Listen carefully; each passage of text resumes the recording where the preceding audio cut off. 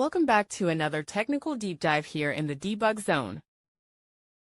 Today we're tackling a big question and breaking it down with insights from other users. Hopefully this clears up some misconceptions and helps you get the answer you need.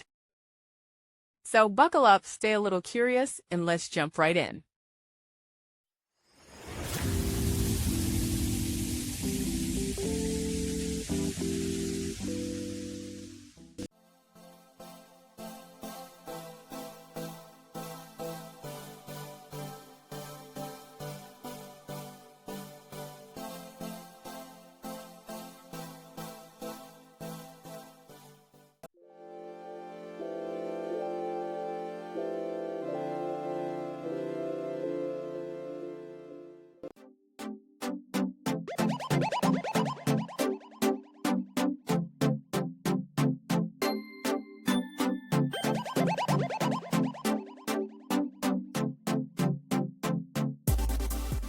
And that's a wrap.